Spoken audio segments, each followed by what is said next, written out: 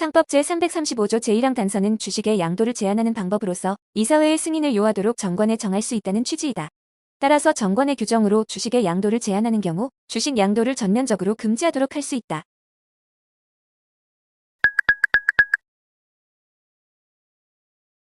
주식의 양도에 관하여 이사회의 승인을 얻어야 하는 경우에 주식을 취득하였으나 회사로부터 양도 승인 거부의 통지를 받은 양수인은 회사에 대하여 주식 매수 청구권을 행사할 수 있다.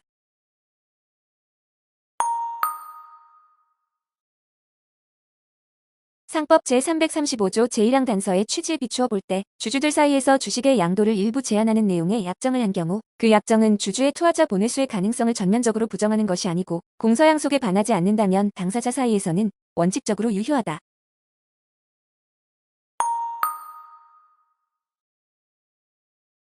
주권 발행 전에 한 주식의 양도는 회사에 대하여 효력이 없으나 회사 성립 후 또는 신주의 납입 기일 후 6월이 경과한 때에는 회사에 대하여도 효력이 있다. 이 경우 주식의 양도는 지명채권의 양도에 관한 일반 원칙에 따라 당사자의 의사표시만으로 효력이 발생한다.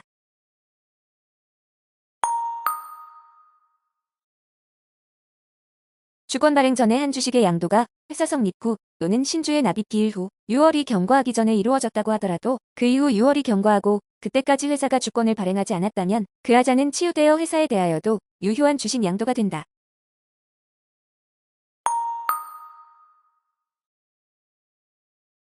상법상 회사는 한명회사, 합자회사, 유한책임회사, 주식회사와 유한회사의 5종이다.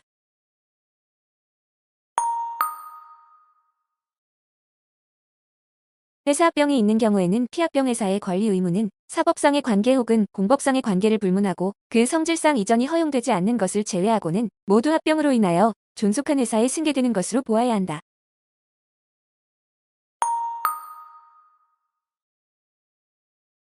합병을 하는 회사의 일방 또는 쌍방이 주식회사, 유한회사 또는 유한책임회사인 경우에는 합병 후 존속하는 회사나 합병으로 설립되는 회사는 한명회사, 합자회사, 유한책임회사, 주식회사와 유한회사로 자유롭게 정할 수 있다.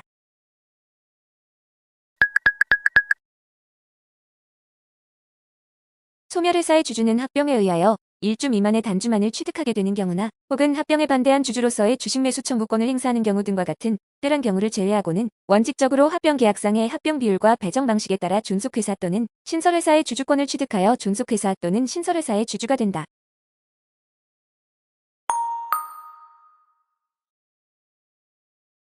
법원은 회사의 설립 목적이 불법한 것인데 회사가 정당한 사유 없이 설립 후 1년 내에 영업을 개시하지 아니하거나 1년 이상 영업을 휴지하는 때 등 상법이 규정하는 일정한 사유가 있는 경우에는 이해관계인이나 검사의 청구에 의하여 또는 직권으로 회사의 해산을 명할 수 있다.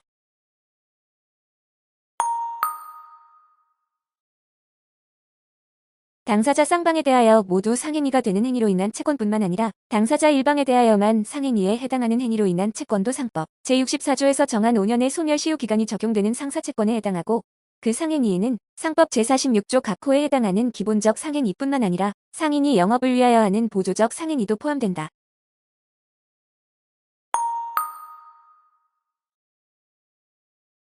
상법 제5조 제47조에 의하면 회사는 상행위를 하지 않더라도 상인으로 보고 상인이 영업을 위하여 하는 행위는 상행위로 보며 상인의 행위는 영업을 위하여 하는 것으로 추정된다. 그러므로 회사가 한 행위는 그 영업을 위하여 한 것으로 추정되고 회사가 그 영업을 위하여 하는 행위는 상행위로 보아야 한다.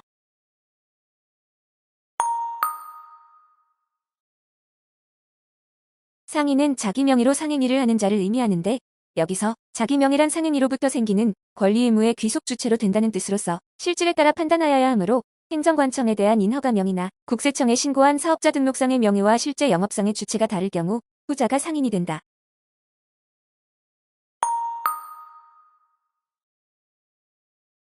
한국토지공사가 택지개발 사업을 시행하기 위하여 토지 소유자로부터 사업 시행을 위한 토지를 매수하는 행위를 하는 경우에는 한국토지공사를 상인이라고 볼 수 있으므로 한국토지공사가 택지개발 사업 지구 내에 있는 토지에 관하여 토지 소유자와 매매 계약을 체결한 행위는 상행위로 볼 수 있다.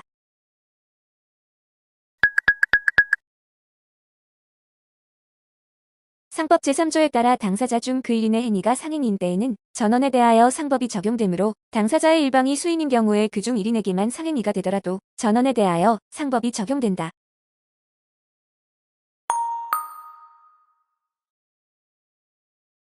신주의 발행과 관련하여 특별법에서 달리 정한 경우를 제외하고 신주의 발행은 상법이 정하는 방법 및 절차에 의하여만 가능하다는 점에 비추어 볼 때 상법이 정하고 있지 않은 전환권 부여 조항은 효력이 없다.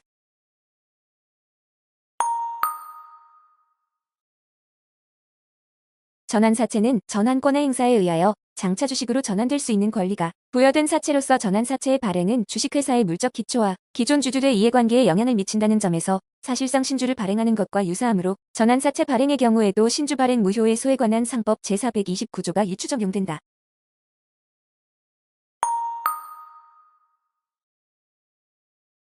전환사채 발행의 실체가 없음에도 전환사채 발행에 등기가 되어 있는 외관이 존재하는 경우 이를 제거하기 위하여 전환사채 발행부 존재 확인에 소를 제기할 수 있으므로 상법 제429조 소정의 6월의 제소기간에 제한이 적용된다.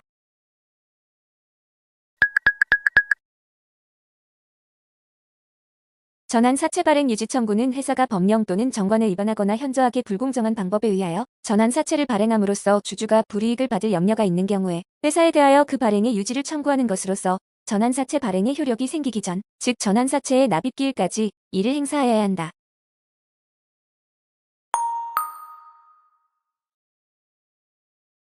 전환사채권자가 전환 청구를 하면 회사는 주식을 발행해 주어야 하는데 전환권은 형성권이므로 전환을 청구한 때에 당연히 전환의 효력이 발생하여 전환사채권자는 그때부터 주주가 되고 사채권자로서의 지위를 상실하게 되므로 그 이후에는 주식 전환의 금지를 구할 법률상 이익이 없게 된다.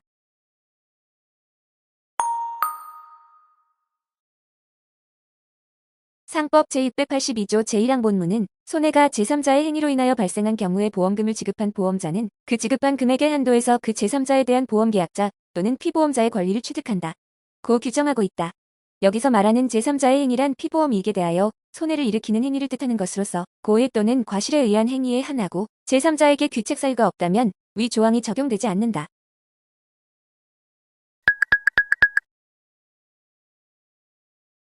피보험 자동차를 무면허로 운전할 경우 보험자를 면책시키는 약관 조항이 부착된 보험계약에서 무면허 운전자가 피보험자의 동거 가족으로서 피보험 자동차를 운전한 경우에는 특별한 사정이 없는 한 무면허 운전자는 상법 제682조 소정의 제3자의 범위에 포함되지 않는다. 따라서 피보험자의 아들이 무면허로 피보험 자동차를 운전하여 피해자들을 들이받아 상해를 입게 한 후 보험자가 피해자들에게 손해배상하였다고 하더라도 보험자는 피보험자의 아들을 상대로 상법 제682조에 따른 보험자 대의를 행사할 수 없다.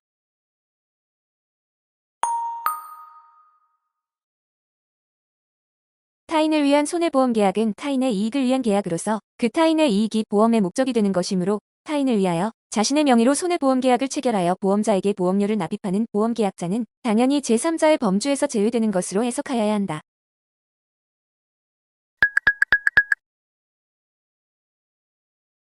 상법 제682조에서 정한 제3자에 대한 보험자 대의가 인정되기 위하여는 보험자가 피보험자에게 보험금을 지급할 책임이 있는 경우여야 한다. 보험자가 보험약관에 정하여져 있는 중요한 내용에 해당하는 면책약관에 대한 설명 의무를 위반하여 약관의 규제에 관한 법률 제3조 제4항에 따라 해당 면책약관을 계약의 내용으로 주장하지 못하고 보험금을 지급하게 되었더라도 이는 보험자가 피보험자에게 보험금을 지급할 책임이 있는 경우에 해당하므로 보험자는 보험자 대의를 할 수 있다.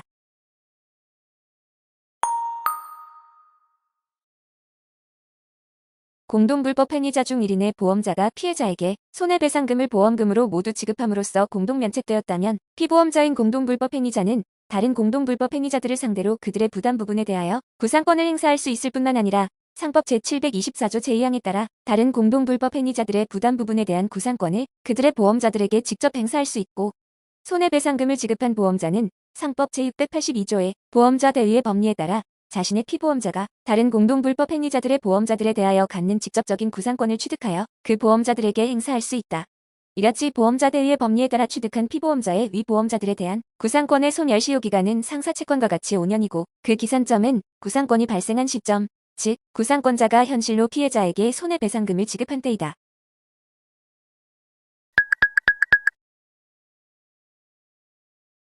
극장, 여관, 음식점, 그 밖에 공중이 이용하는 시설에 의한 거래를 영업으로 하는 자는 상법상 공중접객업자이다.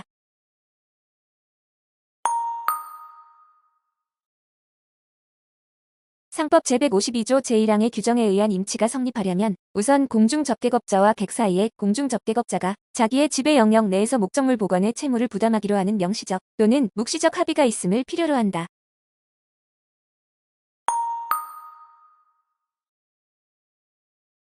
숙박업을 영위하는 공중접택업자는 투숙객이 소지한 물건 및 부설 주차장에 주차한 차량에 한해서는 무조건 상법 제152조 제1항에서 규정하는 인치받은 물건에 관한 손해배상 책임을 부담한다.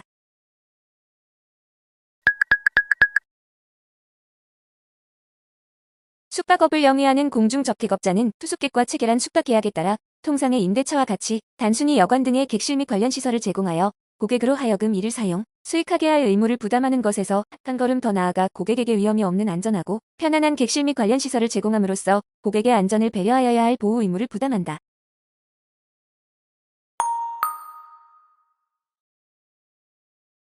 공중접객업자가 화폐, 유가증권, 그 밖의 고가물의 물건의 멸실 또는 훼손으로 인한 손해를 배상할 책임을 부담하더라도 이는 공중접객업자가 임치물을 반환하거나 고객이 휴대물을 가져간 후 6개월이 지나면 소멸시효가 완성된다.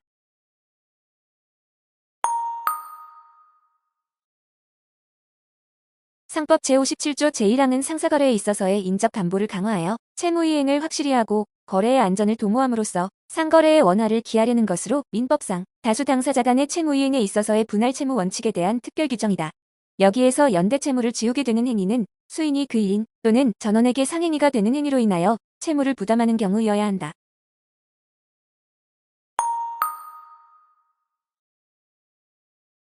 피고들이 양말 제조업을 공동으로 경영하며 원고로부터 계속적으로 원사 구입을 하여 왔을 경우에 현재까지 지급하지 못한 외상대금이 남아있다면 이는 피고들의 기본적 상행위로 인하여 부담하게 된 것이므로 피고들은 연대하여 원고에 대하여 채무를 변제할 책임이 있다.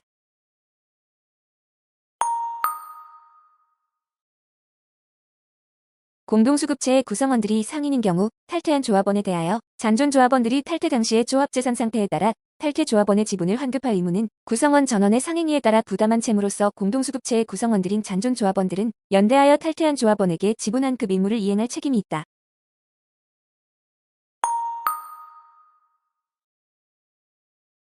피고 갑과 피고을이 시멘트 등을 제조 판매하는 원고로부터 물품을 구입하여 동업으로 도로 포장 공사를 하되 피고 갑은 주로 원고에 대한 교섭과 사업 자금을 제공하고 피고을은 물품의 구입과 납품 등 업무를 분담 종사한 경우에는 피고 갑과 피고을은 동업자로서 원고에 대하여 상법 제57조에 따른 상행위로 인하여 물품 대금 채무를 부담한 것이므로 연대하여 이를 변제할 책임이 있다.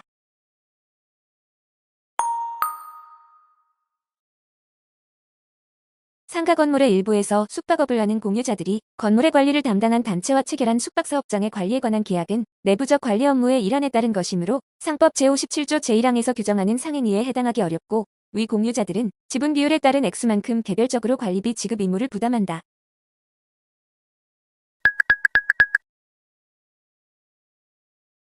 한국철도공사와 여행업체가 위탁 운영 협약을 체결하여 여행업체가 관광열차를 이용한 여행상품을 판매, 운영하고 위 여행상품 판매 대금에서 판매 운영 수수료, 행사비용, 운영비용을 공제한 나머지를 매월 정산하여 한국철도공사에 지급하였는데 양자간 협약상 한국철도공사는 열차 운행의 횟수나 편성 등에 관여할 수 있는 등 관광열차 판매 운영에 광범위한 권한을 가지고 관광열차 관련 지적재산권 등 일체의 권리 또한 한국철도공사에 귀속되었으며 가격 조정에도 한국철도공사의 동의가 필요하였고 여행업체에게 귀속되는 판매 운영 수수료는 위 여행상품 총 매출액의 일정 비율에 해당하는 금액에 해당하였다면 여행업체는 자기 명의로 그러나 한국철도공사의 계산으로 위 여행상품 관련 용역의 제공을 영업으로 하는 준위탁 매매인에 해당한다고 볼 수 있다.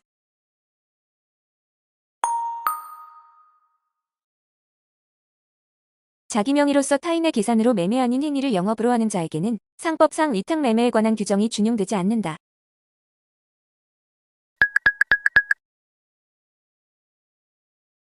위탁매매인이 그가 제3자에 대하여 부담하는 채무를 담보하기 위하여 그 채권자에게 위탁매매로 취득한 채권을 양도한 경우에 위탁매매인은 위탁자에 대한 관계에서는 위탁자에 속하는 채권을 무권리자로서 양도한 것이고 따라서 그 채권 양도는 무권리자의 처분 일반에서와 마찬가지로 양수인이 그 채권을 선에 취득하였다는 등의 특별한 사정이 없는 한 위탁자에 대하여 효력이 없다.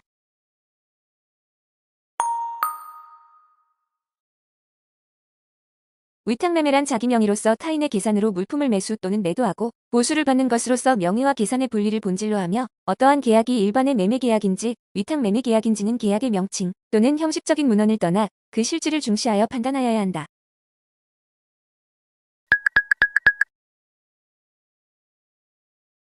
위탁매매인이 거래소에 시세가 있는 물건 또는 유가증권의 매매를 위탁받은 경우에는 직접 그 매도인이나 매수인이 될 수 있다. 이 경우에 매매 대가는 위탁 매매인이 매매의 통지를 발송할 때의 거래소의 시세에 따른다.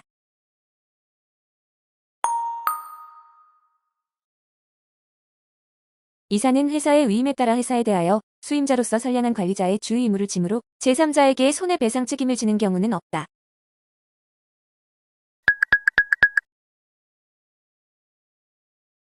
이사의 임무는 단지 이사회에 상정된 의원에 대하여 찬부의 의사표시를 하는 데에 그치지 않고 대표이사를 비롯한 업무 담당 이사의 전반적인 업무 집행을 감시할 수 있는 것이다.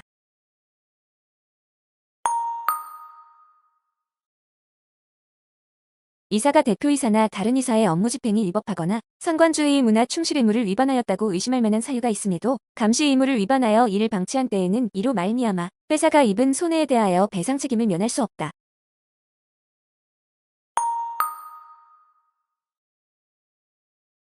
일정한 업무 분장 하에 회사의 일상적인 업무를 집행하는 업무집행이사는 회사의 업무 집행을 전혀 담당하지 아니하는 평이사에 비하여 보다 높은 주의 의무를 부담한다.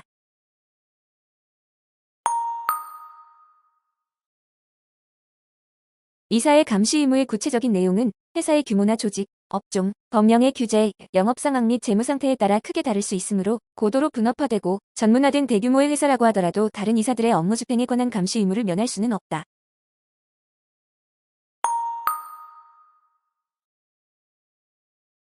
설립 중의 회사라 함은 주식회사의 설립 과정에서 발기인이 회사의 설립을 위하여 필요한 행위로 인하여 취득하게 된 권리 의무가 회사의 설립과 동시에 그 설립된 회사에 귀속되는 관계를 설명하기 위한 강학상의 개념이다.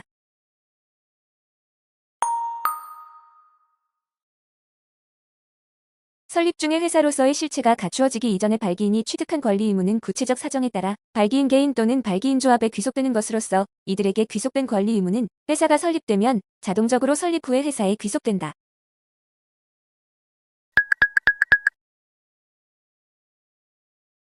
발기인이 개인 명의로 금원을 차용한 경우 이는 그 발기인 개인에게 귀속됨이 원칙이고 위 채무가 발기인 조합에게 귀속되려면 위 금원의 차용 행위가 조합원들의 의사에 기해 발기인 조합을 대리하여 이루어져야 한다.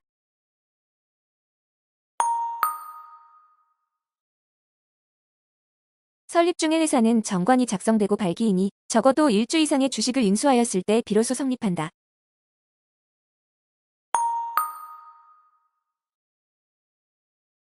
판례는 발기인이 개업 준비 행위를 한 것에 대하여 성립된 회사의 책임을 인정하였다.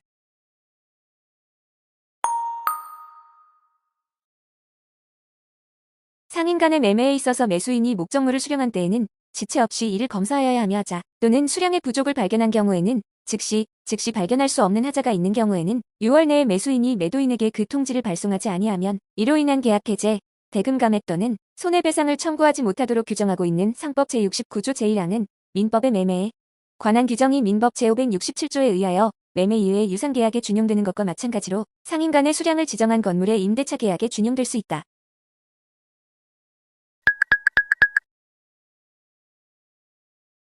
상법 제69조의 규정은 상인 간의 매매에 적용되는 것이며 매수인이 상인인 한 매도인이 상인인지 여부를 불문하고 위 규정이 적용되어야 하는 것은 아니다.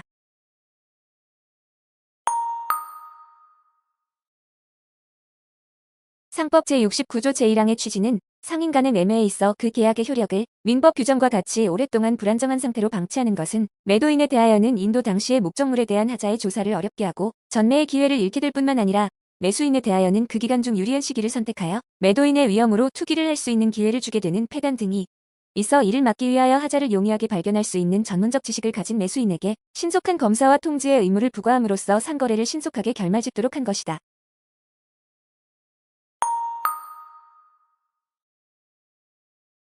상법 제69조 제1항은 민법상의 매도인의 담보 책임에 대한 특칙이며 그 성질상 임의 규정으로 보아야 할 것이다. 따라서 당사자 간의 약정에 의하여 이와 달리 정할 수 있다고 할 것이다.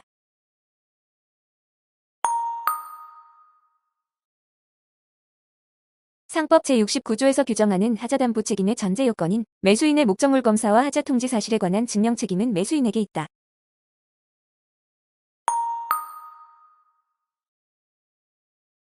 상법 제25조 제1항은 상호는 영업을 폐지하거나 영업과 함께하는 경우에 한하여 이를 양도할 수 있다. 고 규정하고 있어 영업과 분리하여 상호만을 양도할 수 있는 것은 영업의 폐지의 경우에 한하여 인정되는데 이는 양도인의 영업과 양수인의 영업과의 사이에 혼동을 일으키지 않고 또 폐업하는 상인이 상호를 재산적 가치물로서 처분할 수 있도록 하기 위한 것이다.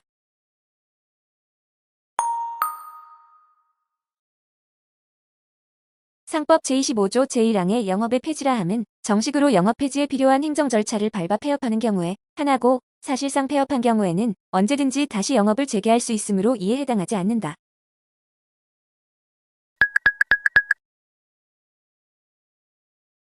상법 제23조 제1항은 누구든지 부정한 목적으로 타인의 영업으로 오인할 수 있는 상호를 사용하지 못한다. 고 규정하고 있는데 위 규정의 취지는 일반 거래시장에서 상호에 관한 공중의 오인 혼동을 방지하여 이에 대한 신뢰를 보호함과 아울러 상호권자가 타인의 상호와 구별되는 상호를 사용할 수 있는 이익을 보호하는 데 있다.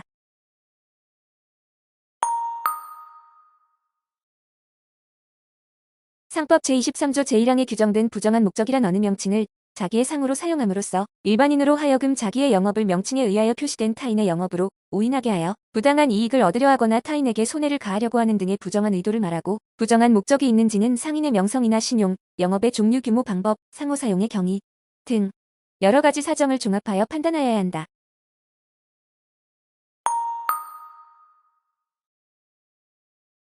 상법 제23조 제1항의 입법 취지에 비추어 볼 때 어떤 상호가 타인의 영업으로 오인할 수 있는 상호에 해당하는지를 판단할 때에는 양 상호 전체를 비교 관찰하여 각 영업의 성질이나 내용, 영업 방법, 수요자층 등에서 서로 밀접한 관련을 가지고 있는 경우로서 일반인이 양 업무의 주체가 서로 관련이 있는 것으로 생각하거나 또는 타인의 상호가 현저하게 널리 알려져 있어 일반인으로부터 기업의 명성으로 견고한 신뢰를 획득한 경우에 해당하는지를 종합적으로 고려하여야 한다.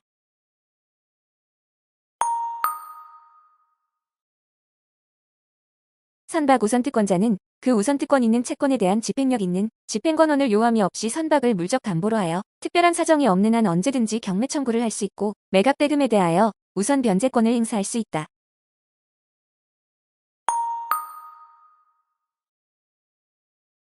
선박에 대한 압류의 효력이 발생한 때부터 매각대금 지급 시까지의 기간 동안에 선박의 정박을 위하여 발생한 정박료는 상법 제777조 제1항 제1호 소정의 선박 우선특권에 해당한다.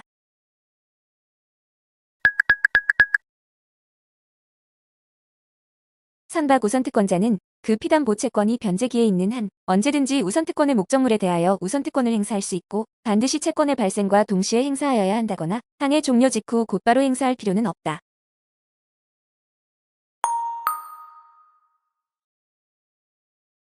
수해의 항해에 관한 채권의 우선특권이 경합하는 때에는 후해 항해에 관한 채권이 전해 항해에 관한 채권에 우선한다.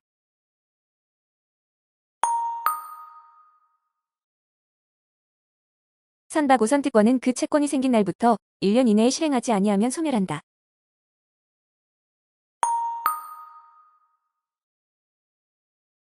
영업양도계약에서 경업금지에 관하여 정함이 없는 경우에도 영업양수인은 영업양도인에게 상법 제41조 제1항에 따라 경업금지 청구권을 행사할 수 있다.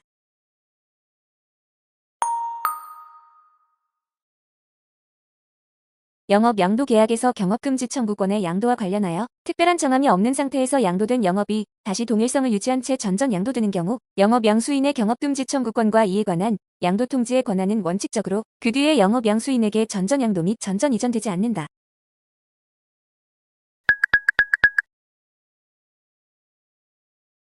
영업양도는 일정한 영업 목적에 의하여 조직화된 업체, 즉 인적, 물적 조직을 그 동일성은 유지하면서 일체로서 이전하는 것으로서 영업의 일부 양도도 가능하다.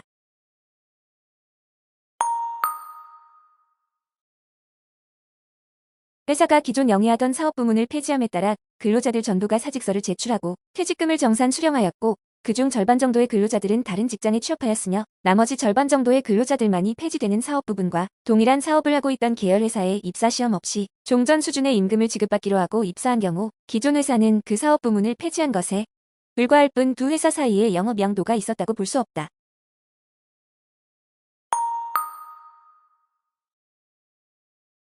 영업재산의 일부를 유보한 채 영업시설을 양도했어도 그 양도한 부분만으로도 종래의 조직이 유지되어 있다고 사회관념상 인정되면 그것을 영업의 양도라 볼 수 있고 이러한 영업양도는 반드시 영업양도 당사자 사이의 명시적 계약에 의하여 하는 것은 아니며 묵시적 계약에 의하여도 가능하다.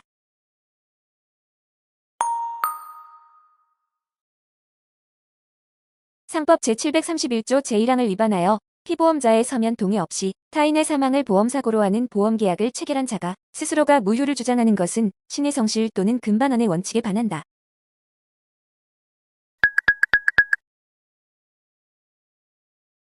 타인의 사망을 보험사고로 하는 보험계약에는 피보험자의 동의를 얻어야 한다는 상법 제731조 제1항의 규정은 강행법규로 보아야 하므로 피보험자의 동의는 보험계약의 효력 발생 요건이 된다.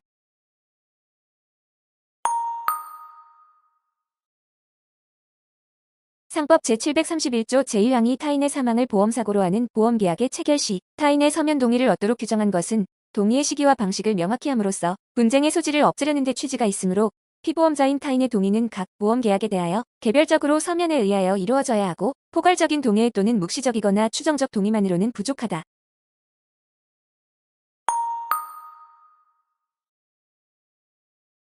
상법 제731조 제1항에 의하면 타인의 생명보험에서 피보험자가 서면으로 동의의 의사표시를 하여야 하는 시점은 보험계약 체결 시까지이고 이는 강행 규정으로서 이에 위반한 보험계약은 무효이므로 피보험자가 이미 무효로 된 보험계약을 추인하였다고 하더라도 보험계약이 유효로 될 수는 없다.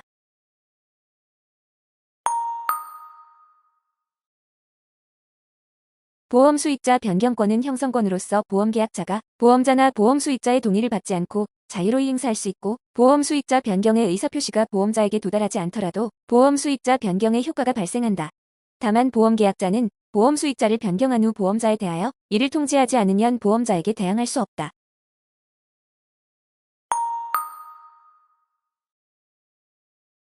어음법 제10조가 규정하는 악의로 어음을 취득한 때라 함은 소지인이 백지어음이 부당 보충되었다는 사실과 이를 취득할 경우 어음 채무자를 해하게 된다는 것을 알면서도 어음을 양수한 때를 말하고 중대한 과실로 인하여 어음을 취득한 때라 함은 소지인이 조금만 주의를 기울였더라면 백지어음이 부당 보충되었다는 사실을 알 수 있었음에도 불구하고 그와 같은 주의도 기울이지 아니하고 부당 보충된 어음을 양수한 때를 말한다. 소지인이 악의 또는 중과실로 부당 보충된 어음을 취득한 경우 발행인은 이에 대한 어음상의 책임을 당연히 지지 않게 된다.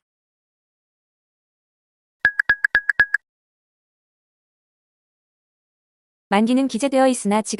지급을 받을 자 등과 같은 어음 요건이 백지인 약속 어음의 소지인이 그 백지 부분을 보충하지 않은 상태에서 어음금을 청구하는 것은 어음상의 청구권에 관하여 잠자는 자가 아님을 객관적으로 표명한 것이고 그 청구로서 어음상의 청구권에 관한 소멸시효는 중단된다.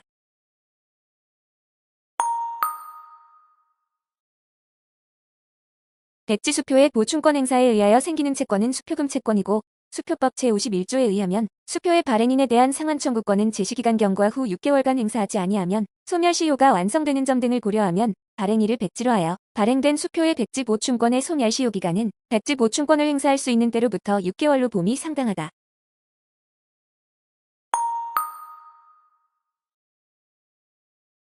어음 금액이 백지인 어음을 취득하면서 보충 권한을 부여받은 자의 지시에 의하여 어음 금액란을 보충하는 경우 보충권의 내용에 관하여 어음이 기명날인자에게 직접 조회하지 않았다면 특별한 사정이 없는 한 취득자에게 중대한 과실이 있다.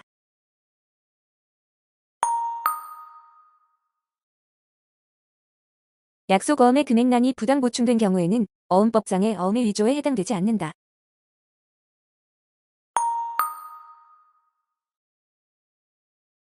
보험금 청구권자는 손해보험의 경우 피보험자이고 인보험의 경우 보험수익자인데 보험사고 발생 전 보험금 청구권자가 사망하면 손해보험의 경우 피보험자의 상속인이 보험금 청구권을 가지고 인보험의 경우 보험계약자가 보험수익자를 다시 지정할 수 있다.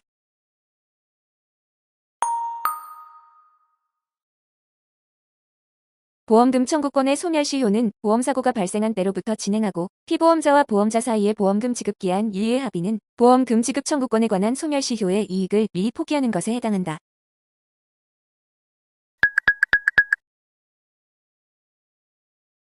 보험자는 보험금액의 지급에 관하여 약정기간이 없는 경우에는 보험사고 발생 통지를 받은 후 지체 없이 지급할 보험금액을 정하고 그 정하여진 날부터 10일 내에 보험금을 지급하여야 한다.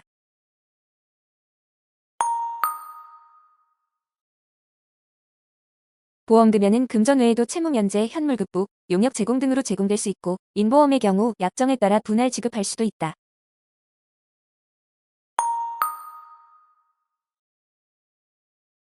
자동차 손해배상 보장법 제40조상의 압류 양도 금지 규정은 강행 규정이지만 피해자를 치료한 의료기관이 피해자에 대한 진료비 청구권에 기하여 피해자의 보험사업자 등에 대한 직접 청구권을 압류하는 것까지 금지하는 것은 아니다.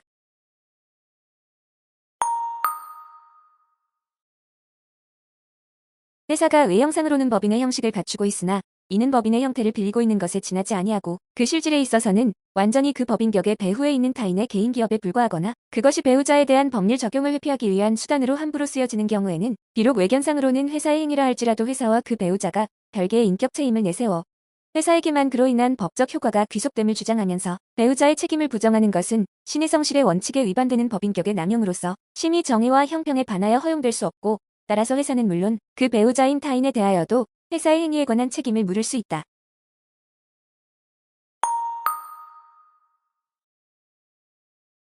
개인과 회사의 주주들이 경제적 이해관계를 같이 하는 등 개인이 새로 설립한 회사를 실질적으로 운영하면서 자기 마음대로 이용할 수 있는 지배적 지위에 있다고 인정되는 경우로서 여러 사정을 종합적으로 살펴보아 회사와 개인이 별개의 인격체 힘을 내세워 회사 설립 전 개인의 채무 부담 행위에 대한 회사의 책임을 부인하는 것이 심의 정의와 형평에 반한다고 인정되는 때에는 회사에 대하여 회사 설립 전에 개인이 부담한 채무의 이행을 청구하는 것도 가능하다.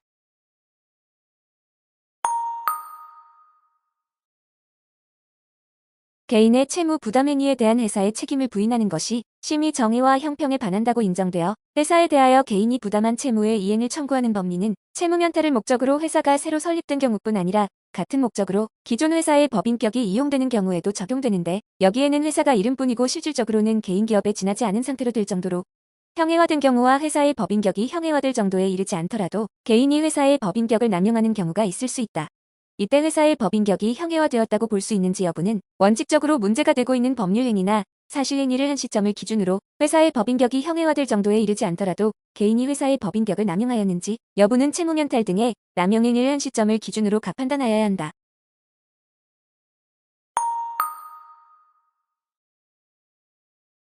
기존 회사가 채무를 면탈할 목적으로 기업의 형태, 내용이 실질적으로 동일한 신설회사를 설립하여 채무면탈이라는 위법한 목적 달성을 위하여 회사 제도를 남용하였다고 평가되는 경우 기존 회사의 채권자는 신설회사만을 상대로 채무 이행을 구하여야 하고 기존 회사를 상대로 채무 이행을 청구할 수는 없다.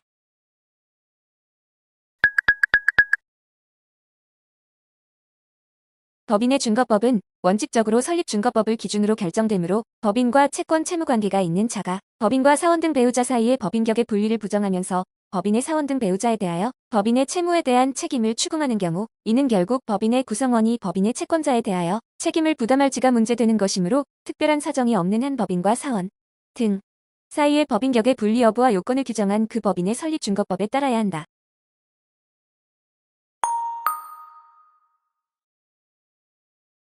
다른 회사의 발행 주식의 총수의 100분의 50을 초과하는 주식을 가진 회사의 주식은 상법 제342조 2 제1항 각호에서 정한 경우를 제외하고는 그 다른 회사가 이를 취득할 수 없다.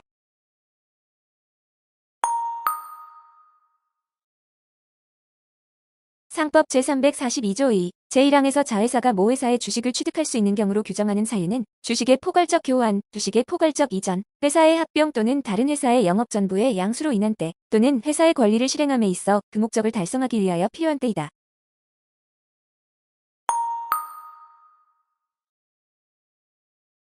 상법 제342조 2 제1항 각호의 사유가 있어 자회사가 모 회사의 주식을 취득하더라도 자회사는 그 주식을 취득한 날로부터 6월 이내에 모 회사의 주식을 처분하여야 한다.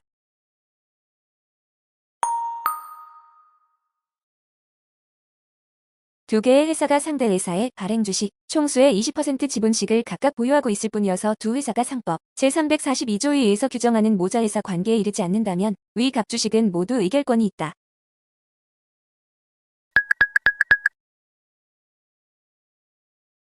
주주총회에서 권리를 행사할 주주의 확정을 위한 기준이래는 상법 제369조 제3항에 정한 의결권이 제한되는 주식의 상호 소유 요건에 해당하지 않았던 주식이라도 실제 의결권이 행사되는 주주총회 일에는 그 요건을 충족하는 경우라면 상법 제369조 제3항이 정하는 상호 소유 주식에 해당하여 의결권이 없다.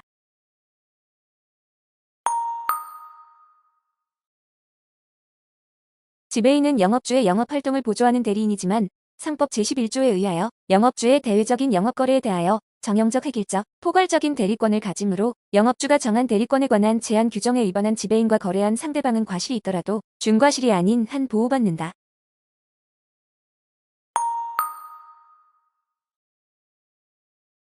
지배인은 영업주에 가름하여 영업에 관한 재판상 재판 외의 모든 행위를 할 수 있는데 영업에 관한 행위란 영업의 목적이 되는 행위뿐 아니라 영업을 위하여 직간접으로 필요한 행위를 의미한다.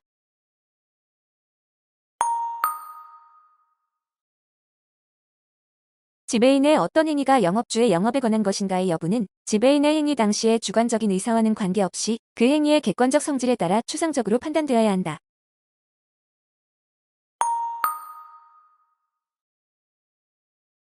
지배인의 행위가 영업에 관한 것으로서 대리권한 범위 내의 행위라 하더라도 영업주 본인의 이익이나 의사에 반하여 자기 또는 제3자의 이익을 도모할 목적으로 그 권한을 행사한 경우에 그 상대방이 지배인의 진위를 알았거나 알 수 있었을 때에는 민법 제107조 제1항 단서의 유추해석상 그 지배인의 행위에 대하여 영업주 본인은 아무런 책임을 지지 않는다고 보아야 한다.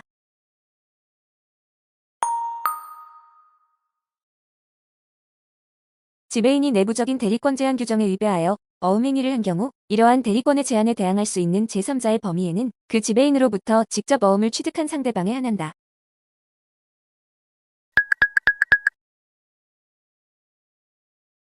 법률 또는 정관의 정한 이사의 원수를 결한 경우에는 임기의 만료 또는 사임으로 인하여 퇴임한 이사는 새로 선임된 이사가 취임할 때까지 이사의 권리 의무가 있다.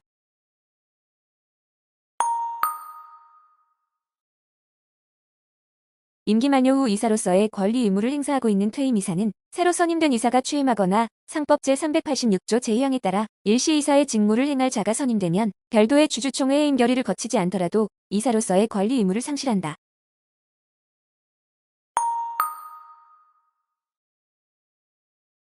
임기의 만료나 사임에 의하여 퇴임한 이사가 그 퇴임으로 법률 또는 정관의 정한 이사의 원수를 채우지 못하게 되어 후임 이사의 취임 시까지 이사로서의 권리 의무를 유지하게 되는 경우에도 이사의 퇴임으로 인한 변경 등기 기간에 기산일은 후임 이사의 취임일이 아니라 퇴임한 이사의 퇴임일부터 기산하여야 한다.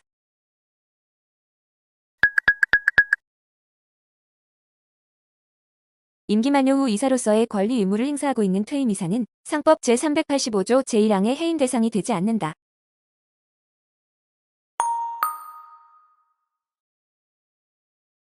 법인 등기부에 이사 또는 감사로 등재되어 있는 경우에는 특단의 사정이 없는 한 정당한 절차에 의하여 선임된 적법한 이사 또는 감사로 추정된다.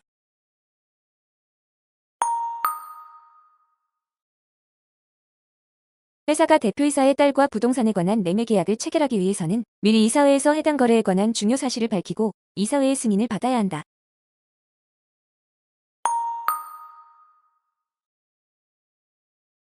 이사 등과 회사 사이의 거래에 관하여 상법 제398조에 따라 이사회의 승인을 받아야 하는 경우 이사회의 승인은 이사 3분의 2 이상의 수로서 하여야 하고 그 거래의 내용과 절차는 공정하여야 한다.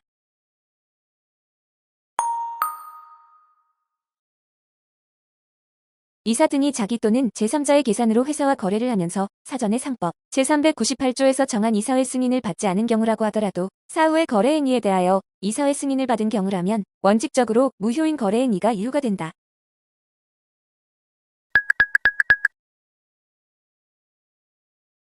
이사 등과 회사의 거래에 관하여 이사회의 승인이 있었더라도 해당 거래에 관한 중요 사실 등을 밝히지 아니한 채 그 거래가 이익상 반거래로서 공정한 것인지에 관한 심의가 이루어진 것이 아니라 통상의 거래로서 이를 허용하는 이사회의 결의가 이루어진 것에 불과한 경우 등에는 상법 제398조가 정하는 이사회 승인이 있다고 할 수 없다.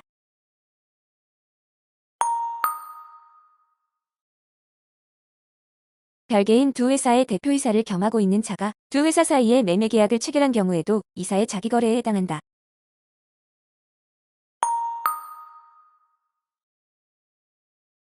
손해보험에 있어서 보험사고의 발생에 의하여 피보험자가 불이익을 받게 될 이해관계의 평가액인 보험가액은 보험 목적의 객관적인 기준에 따라 평가되어야 하나 보험사고가 발생한 후 그 평가를 둘러싸고 보험자와 피보험자 사이에 분쟁이 발생하는 것을 미리 예방하고 신속한 보상을 할 수 있도록 하기 위하여 상법 제670조에서 기평가 보험에 있어 보험가액에 관한 규정을 두고 있다.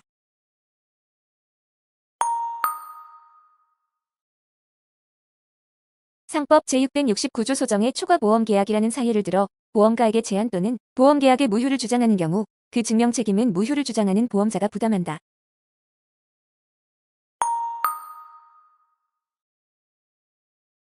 상법 제672조 제2항에서 규정하는 통지 의무의 해태로 인한 사기의 중복보험을 인정하기 위하여는 보험자가 통지 의무가 있는 보험계약자 등이 통지 의무를 이행하였다면 보험자가 그 청약을 거절하였거나 다른 조건으로 승낙할 것이라는 것을 알면서도 정당한 사유 없이 위법하게 재산상의 이익을 얻을 의사로 통지 의무를 이행하지 않았음을 증명하여야 할 것이고 단지 통지 의무를 게을리하였다는 사유만으로 사기로 인한 중복보험계약이 체결되었다고 추정할 수는 없다.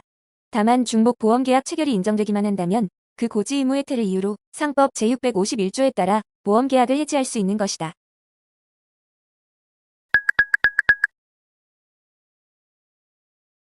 수개의 손해보험계약이 동시 또는 순차로 체결된 경우에 그 보험금액의 총액이 보험가액을 초과한 때에는 상법 제672조 제1항의 규정에 따라 보험자는 각자의 보험금액의 한도에서 연대 책임을 지고 이 경우 각 보험자의 보상 책임은 각자의 보험금액의 비율에 따르는 것이 원칙이라 할 것이나 이러한 상법의 규정은 강행 규정이라고 해석되지 아니하므로 각 보험계약이 당사자는 각계의 보험계약이나 약관을 통하여 중복보험에 있어서의 피보험자에 대한 보험자의 보상 책임 방식이나 보험자들 사이의 책임 분담 방식에 대하여 상법의 규정과 다른 내용으로 규정할 수 있다.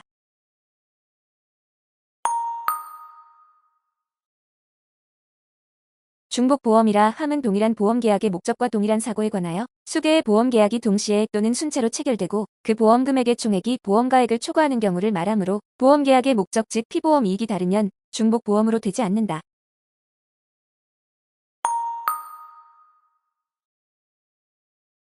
이사는 법령 또는 정관에 정해진 목적 범위 내에서 회사의 경영에 관한 판단을 할 재량권을 가지고 있고 기업의 경영에는 위험이 수반될 수 있으므로 이사가 법령에 위반됨이 없이 임무를 수행하는 과정에서 합리적으로 이용 가능한 범위 내에서 필요한 정보를 충분히 수집 조사하고 검토하는 절차를 거친 다음 이를 근거로 회사의 최대 이익에 부합한다고 합리적으로 신뢰하고 신의 성실에 따라 경영상의 판단을 내렸고 그 내용이 현저히 불합리하지 않은 것으로서 통상의 이사를 기준으로 할 때 합리적으로 선택할 수 있는 범위 안에 있는 것이라면 비록 사후에 그 회사가 예상했던 이익을 얻지 못하고 손해를 입게 되는 결과가 발생하였다 하더라도 그 이사의 행위는 허용되는 경영 판단의 재량 범위 내에 있는 것이어서 해당 회사에 대하여 손해배상 책임을 부담한다고 할 수 없다.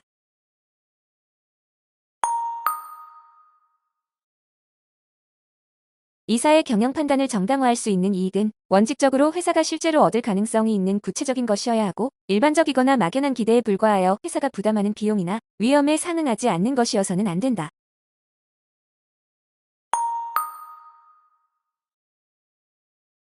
이사가 임무를 수행하면서 검토할 사항은 거래를 하는 목적이나 동기, 거래의 종류와 내용, 상대방과의 관계, 소속 회사의 재무적 상황 등에 따라 달라지므로 사안마다 개별적으로 판단되어야 한다.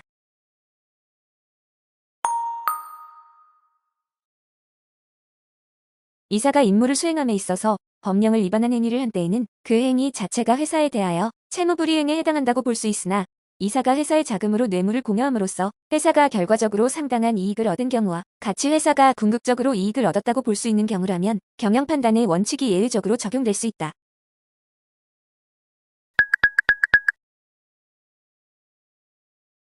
이사가 합리적으로 이용 가능한 범위 내에서 필요한 정보를 충분히 수집, 조사하고 검토하는 절차를 거치지 않고 단순히 회사의 경영상의 부담에도 불구하고 관계회사의 부도 등을 방지하는 것이 회사의 신인도를 유지하고 회사의 영업에 이익이 될 것이라는 일반적 추상적인 기대하에 일방적으로 관계회사의 자금을 지원하게 하여 회사의 손해를 입게 한 경우에 불과하다면 이러한 이사의 행위는 허용되는 경영 판단의 재량 범위 내에 있는 것이라고 할 수 없다.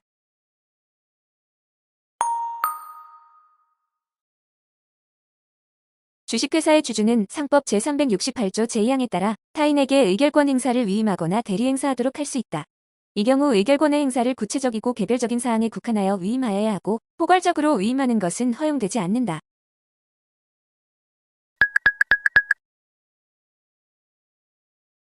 상법 제368조 제2항의 규정은 대리권의 존보에 관한 법률관계를 명확히 하여 주주총회 결의의 성립을 원활하게 하기 위한데 그 목적이 있다고 할 것이므로 대리권을 증명하는 서면은 위조나 변조 여부를 쉽게 식별할 수 있는 원본이어야 하고 특별한 사정이 없는 한 사본은 그 서면에 해당하지 아니하고 팩스를 통하여 출력된 팩스본 위임장 역시 성질상 원본으로 볼 수 없다.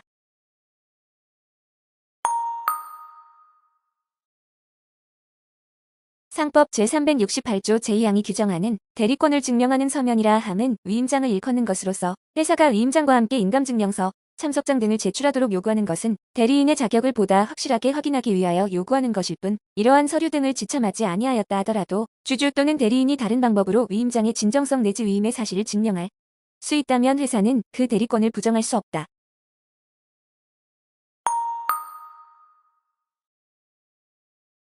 상법 제368조 제2항의 규정은 주주의 대리인의 자격을 제한할 만한 합리적인 이유가 있는 경우 정관의 규정에 의하여 상당하다고 인정되는 정도의 제한을 가하는 것까지 금지하는 취지는 아니라고 해석되는 바 대리인의 자격을 주주로 한정하는 취지의 주식회사의 정관 규정은 주주총회가 주주 이외의 제3자에 의하여 교란되는 것을 방지하여 회사 이익을 보호하는 취지에서 마련된 것으로서 합리적인 이유에 의한 상당한 정도의 제한이라고 볼 수 있으므로 이를 무효라고 볼 수는 없다.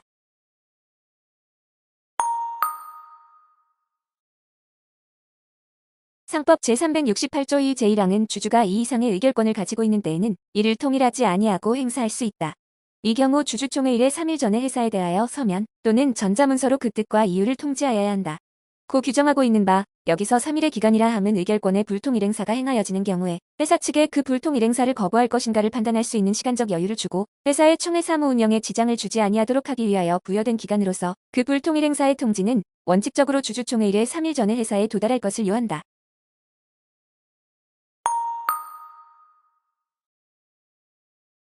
주주평등의 원칙을 위반하여 회사가 일부 주주에게만 우월한 권리나 이익을 부여하기로 하는 약정은 특별한 사정이 없는 한 무효이나 회사가 일부 주주에게 우월한 권리나 이익을 부여하여 다른 주주들과 다르게 대우하는 경우에도 법률이 허용하는 절차와 방식에 따르거나 그 차등적 취급을 정당화할 수 있는 특별한 사정이 있는 경우에는 이를 허용할 수 있다.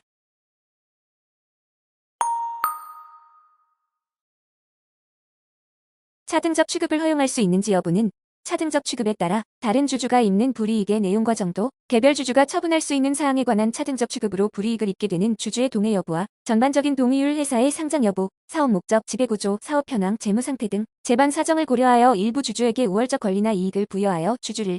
차등 취급하는 것이 주주와 회사 전체의 이익에 부합하는지를 따져서 정의와 형평의 관념에 비추어 신중하게 판단하여야 한다.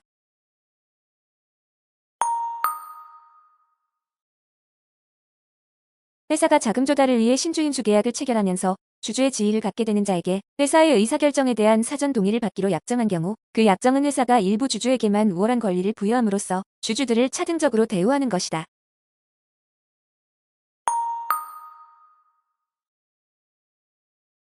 회사가 주주의 지위를 갖게 되는 자와 사이에 주식인 수대금으로 납입한 돈을 전액 보전해 주기로 약정하거나 상법 제462조 등 법률의 규정에 의한 배당 외에 다른 주주들에게는 지급되지 않는 별도의 수익을 지급하기로 약정한다면 이는 회사가 해당 주주에 대하여만 투하자본의 회수를 절대적으로 보장함으로써 다른 주주들에게 인정되지 않는 우월한 권리를 부여하는 것으로서 주주평등의 원칙에 위배되어 무효이다.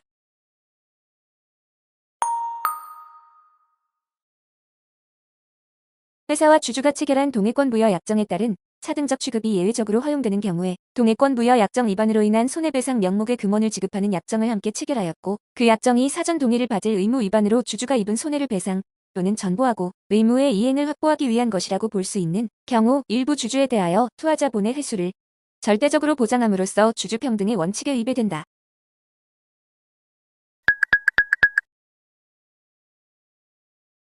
상법 제24조의 명의대여자의 책임 규정은 거래상의 외관 보호와 금반원의 원칙을 표현한 것으로 명의대여자가 영업주로서 자기의 성명이나 상호를 사용하는 것을 허락했을 때에는 명의차용자가 그것을 사용하여 법률행위를 함으로써 지게 된 거래상의 채무에 대하여 변제의 책임이 있다는 것을 밝히고 있으므로 여기에 근거한 명의대여자의 책임은 명의의 사용을 허락받은 자가 피용자를 고용하여 영업한 경우 그 피용자의 행위에 대해서까지 미친다.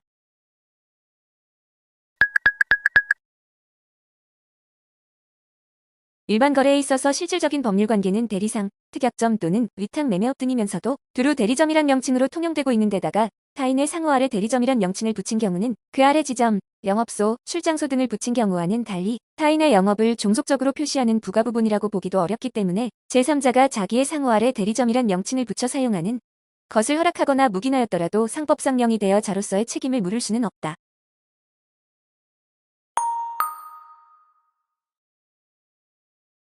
상법 제24조에 의한 명의대여자와 명의차용자의 책임은 동일한 경제적 목적을 가진 채무로서 서로 중첩되는 부분에 관하여 일방의 채무가 변제 등으로 소멸하면 타방의 채무도 소멸하는 이른바 부진정연대의 관계에 있다. 이와 같은 부진정연대 채무에서는 채무자 1인에 대한 이행 청구 또는 채무자 1인이 행한 채무의 승인 등 소멸 시효의 중단 사유나 시효 이익의 포기가 다른 채무자에게 효력을 미치지 아니한다.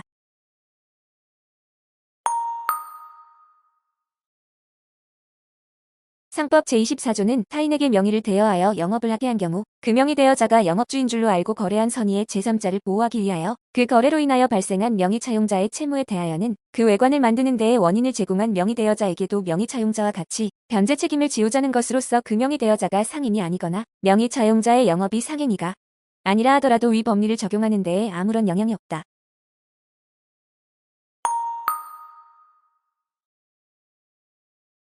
영업주가 자기의 상점, 전화, 창고 등을 타인에게 사용하게 한 사실은 있으나 그 타인과 원고와의 거래를 위하여 영업주의 상호를 사용한 사실이 없는 경우에는 영업주가 자기의 상호를 타인에게 묵시적으로 대여하여 원고가 그 타인을 영업주로 오인하여 거래하였다고 보기 어렵다.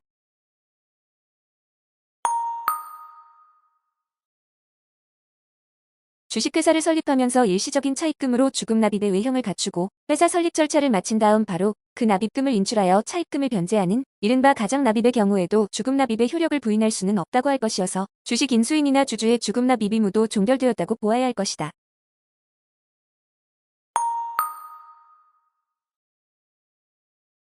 주식회사의 자본 충실의 요청상 주금을 납입하기 전에 명의대여자 및 명의차용자 모두에게 주금 납입의 연대 책임을 부과하는 규정인 상법 제332조 제2항은 이미 주금 납입의 효력이 발생한 주금의 가장 납입의 경우에는 적용되지 않는다.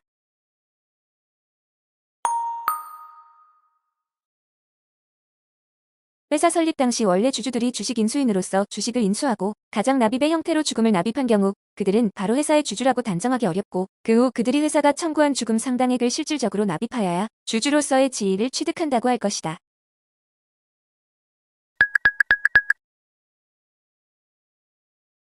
주식회사의 자본 충실의 원칙상 주식의 인수대금은 그 전액을 현실적으로 납입하여야 하고 그 납입에 관하여 상계로서 회사에 대항하지 못하는 것이므로 회사가 제3자에게 주식인수대금 상당의 대여를 하고 제3자는 그 대여금으로 주식인수대금을 납입한 경우에 회사가 처음부터 제3자에 대하여 대여금 채권을 행사하지 아니하기로 약정되어 있는 등으로 대여금을 실질적으로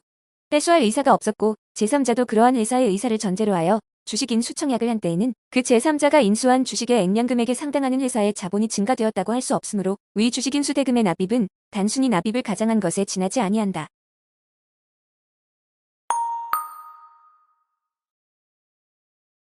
상법 제385조 제2항은 이사가 그 직무에 관하여 부정행위 또는 법령이나 정관을 위반한 중대한 사실이 있음에도 불구하고 주주총회에서 그 해임을 부결한 때에는 발행 주식의 총수의 100분의 3 이상에 해당하는 주식을 가진 주주는 총회의 결의가 있은 날부터 1월 내에 그 이사의 해임을 법원에 청구할 수 있다. 고 규정한다. 상법 제628조 제1항에 의하여 처벌 대상이 되는 납입 또는 판물 출자의 이행을 가장하는 행위는 특별한 다른 사정이 없는 한 위 상법 제385조 제2항에서 규정하는 그 직무에 관하여 부정행위 또는 법령에 위반한 중대한 사실이 있는 경우에 해당한다고 보아야 한다.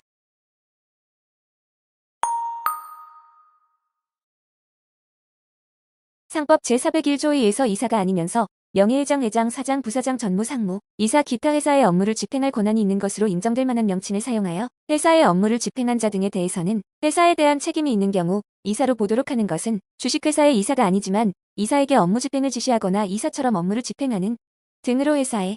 업무에 관여한 자에 대하여 그에 상응하는 책임을 묻기 위한 것이다.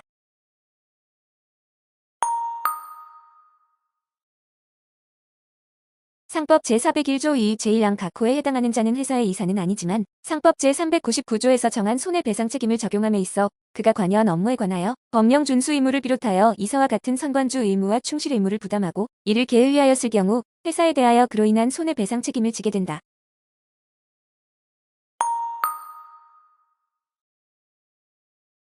회사의 대주주 겸 회장으로서 회사의 실제 전반적인 운영을 담당한 자가 회사에 대한 업무 상행령 범행을 저질러 유죄 판결을 받았다면 회사에 대하여 손해배상 책임을 부담할 수 있다.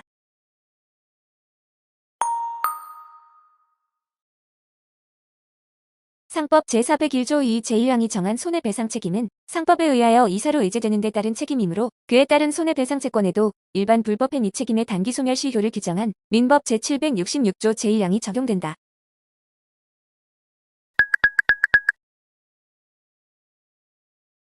상법 제401조 2 제1항 제1호의 회사에 대한 자신의 영향력을 이용하여 이사에게 업무 집행을 지시한 자에는 자연인뿐만 아니라 법인인 지배회사도 포함된다.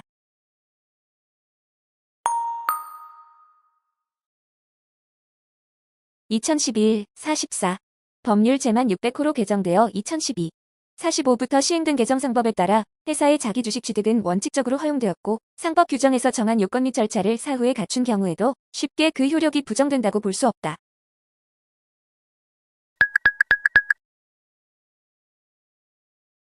회사가 주주들에게 보낸 자기주식 취득 통지서에 이사회에서 결의한 사항의 일부가 누락되었더라도 자기주식 취득의 정당한 목적이 인정되고 대가가 정당하게 산정되는 등 여러 사정을 종합하여 주주들의 공평한 주식 양도의 기회가 침해되었다고 보기 어렵다는 등의 사정이 있다면 자기 주식 취득 거래를 당연 무효라고 단정할 수 없다.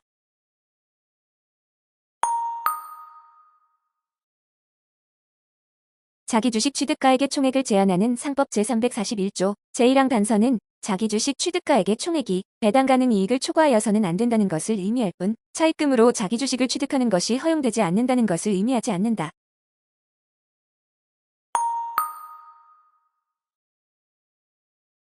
회사가 특정 주주와 사이에 특정한 금액으로 주식을 매수하기로 약정함으로써 사실상 매수 청구를 할 수 있는 권리를 부여하여 주주가 그 권리를 행사하는 경우 이는 특정 목적, 즉 주주의 주식 매수 청구의 행사에 의한 자기 주식의 취득에 관한 상법 제341조 2 제4호가 적용된다고 볼 수 없다.